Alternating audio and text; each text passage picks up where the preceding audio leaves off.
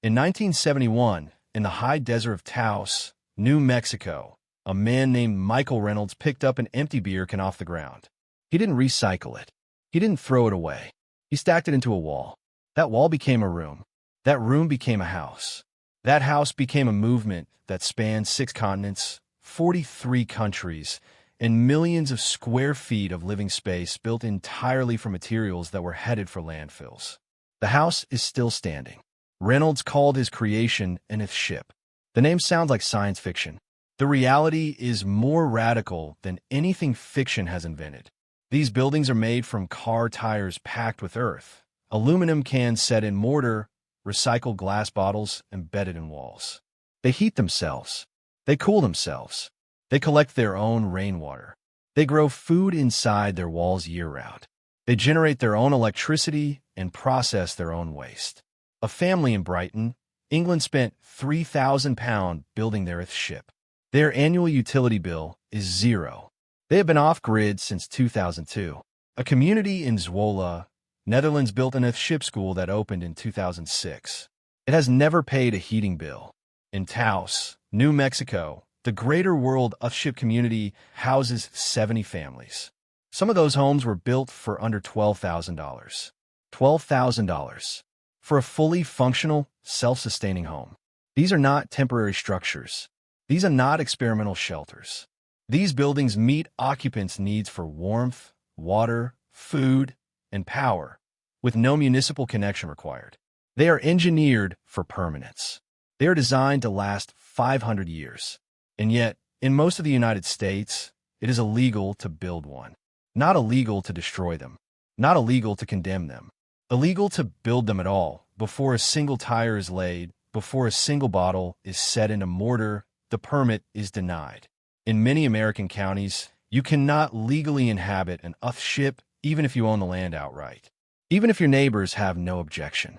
Even if the building passes every structural test the county could devise. New Mexico fought this battle for 30 years. Reynolds himself, a licensed architect with a degree from the University of Cincinnati, had his New Mexico architect's license suspended in 2007. The state issued a formal complaint against him for building homes that did not connect to the utility grid. Read that sentence again. A licensed architect was disciplined, not for unsafe buildings, not for structural failures, not for a single injury or death, but for building homes that did not need electricity companies. Across America, tens of thousands of families want to build this way. The materials are free. The method is proven. The science is airtight. The results are documented across 4 decades. So why is it banned? The answer lives inside one of the most quietly powerful industries in the United States. And once you understand who benefits from keeping these buildings illegal, you will never look at a building permit the same way again. Think of an Earthship wall the way you think about a thermos. A thermos doesn't heat your coffee. It doesn't cool your water. It simply refuses to let temperature escape. The liquid inside holds its own temperature because the container is engineered to resist change. An Earthship wall works the same way. A tire packed tightly with compressed earth becomes a thermal mass unit. It absorbs heat during the day. It releases heat at night. The building breathes with the sun, not against it. No furnace required. No air conditioning required. The structure itself is the machine. This is not a new idea. It is, in fact, one of the oldest ideas in human construction history. The Anasazi people of the American Southwest built their cliff dwellings as thermal masses more than 1,000 years ago. Their structures at Mesa Verde, Colorado, dated to 1190 CE, used south-facing stone walls and deep overhangs to regulate temperature year-round. Archaeologists have measured interior temperatures in these ruins. In 100-degree desert summers, the interior stays near 70 degrees Fahrenheit. Without electricity, without insulation foam, without a single patent pending. The Romans built differently, but with the same principle. Roman hypocaust systems circulated warm air beneath stone floors. Their bathhouses in Bath, England, operational since 70 CE, maintained stable temperatures through thermal mass construction. The emperor's engineers understood what modern building codes pretend does not exist: that mass, angle, and material are more powerful than any mechanical system. This knowledge did not disappear. It was displaced. In the 1950s, the American construction industry standardized around a specific model: wood frame housing, glass fiber insulation, central heating, and mandatory utility connection. This model was not chosen because it was superior. It was chosen because it was profitable. A house that heats itself does not buy natural gas. A house that collects rainwater does not pay a water utility. A house that generates solar power does not have a monthly electric bill. The standard American home generates between $2,400 and $4,800 per year in utility revenue, per household, every single year, indefinitely. In 1950, the United States had approximately 43 million occupied housing units. By 1970, that number exceeded 68 million. The utility industry was not watching a housing boom. It was watching a revenue stream being locked in, house by house, family by family, generation by generation. The building codes written in the 1950s and 1960s did not ban off-grid construction explicitly. They simply required utility connection as a baseline condition of habitability. The effect was identical. By 1980, you could not legally obtain a certificate of occupancy in most American jurisdictions without connecting to municipal water, municipal sewage, and the electrical grid, regardless of whether any of those connections were necessary for safety. The materials Michael Reynolds used in 1971 cost nothing. Tires are free. Cans are free. Glass bottles are free. Earth is free. Rainwater is free. Sunlight is free. A material anyone can access for free. That is the sentence the utility industry has spent 60 years trying to make irrelevant. The organization that most directly attacked Earthship construction in the United States was not a corporation. It was a licensing board. The New Mexico Board of Architects is a state government body. It has the authority to suspend and revoke the licenses of professional architects. In 2007, the board used that authority against Michael Reynolds. Not because his buildings fell down, not because his designs were unsafe, but because he built homes that operated outside the utility infrastructure. Reynolds had been experimenting and building in New Mexico since 1971. By 2007, he had 36 years of documented projects. Not one structural failure. Not one injury attributed to his construction methods. Not one death. The board suspended his license anyway. Reynolds fought back. He spent 3 years and tens of thousands of dollars navigating the administrative and legal system. His case drew international attention. In 2010, New Mexico passed the Sustainable Development Testing Site Act, a limited exemption that allowed Earthship construction in specific areas of Taos County. It was a partial victory, and it cost one man his career, his money, and a decade of his life. Reynolds is the most visible hero of this story. He is not the only one. In 2009, a builder named Kirsten Dirksen documented more than 40 off-grid Earthship families across the American Southwest. Several had received cease and desist orders from county code enforcement. One family in Colorado had their partially built home condemned before they moved in. The structure was assessed as unsafe. No engineer had inspected it.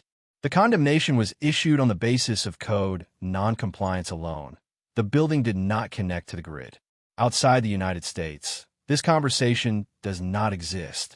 In France, the Earthship Calvados project near Cannes was fully permitted and occupied in 2013. French authorities required standard structural engineering review. The building passed. They moved on. In New Zealand, Earthship construction is legal throughout the country under the Building Act 2004, which assesses buildings on performance outcomes rather than prescriptive material standards. New Zealand has more than 20 permitted Earthship structures. In Bolivia, the Earthship Academy operates openly in the Cochabamba Valley. It has trained more than 600 builders since 2011. The Bolivian government has never issued a single complaint. These countries did not discover something America missed. They simply chose a different answer to the same question. Who decides what a safe home looks like? In the United States, the answer is a network of state licensing boards, county code offices, utility commissions, and model building codes. many of which were written with direct input from the industries those codes regulate. The International Residential Code, used as the basis for local codes in 49 American states, is published by the International Code Council. The ICC's membership includes utility companies, building product manufacturers, and construction industry trade groups. The people writing the rules about what you can build are the same people who sell you what you must buy. That is not an oversight. That is a decision. Here is what they did not manage to close. In 2007, the same year Michael Reynolds' license was suspended, New Mexico began a quiet legislative process. Advocates, architects, and off-grid builders submitted a proposal to the state legislature. They did not ask for Earthships to be legal everywhere. They asked for a testing exemption in a defined geographic zone.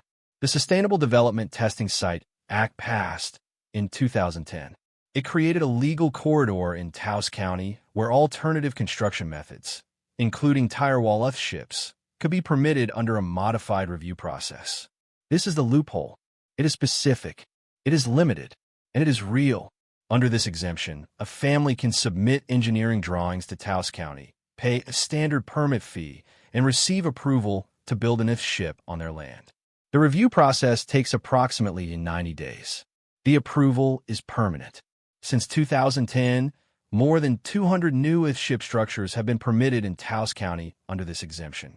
Similar mechanisms exist, quietly, in other jurisdictions. Some counties in Arizona classify Earthships as agricultural structures, which face lighter code requirements. Several rural counties in Texas apply no residential building code at all, meaning construction is entirely unregulated outside city limits. The path is narrow, but it is open. One family founded in 2018. The Garcias, a couple from Albuquerque, purchased 4 acres of land in Taos County for $22,000. They spent 8 months building a 1,400 square foot Earthship using tires salvaged from a local tire shop, cans collected from neighbors, and bottles donated by a Taos restaurant. Their total construction cost, $31,000. Their monthly utility bill, $0. Their water comes from a cistern fed by roof collection. Their electricity comes from 6 solar panels and a small wind turbine. Their heating comes from the thermal mass of their walls and a south-facing greenhouse that runs the length of the structure. A comparable conventional home in Taos County sells for between $280,000 and $420,000. The Garcias own their home outright. They owe nothing to a bank. They pay nothing to a utility. They built it with their own hands in less than a year. Across America, interest in this model is accelerating, not receding. Google Trends data shows searches for off-grid home and Earthship build increased by 340% between 2019 and 2023. The r/Earthship subreddit grew from 12,000 members in 2020 to over 87,000 in 2024. Reynolds' documentary, Garbage Warrior, released in 2007, has been viewed more than 4 million times on YouTube, the majority of those views after 2020. A generation facing $400,000 starter homes and $3,000 monthly rent is doing the math. The numbers on self-built, off-grid housing no longer look like idealism. They look like arithmetic. States are beginning to notice. Colorado introduced HB 23-1255 in 2023, a bill to create alternative construction review pathways similar to New Mexico's testing exemption. Vermont passed Act 47 in 2022, directing the State Building Code Board to evaluate performance-based standards for residential construction. The momentum is not loud, but it is steady. The knowledge was never lost. It was buried, and now, slowly, people are digging it back up.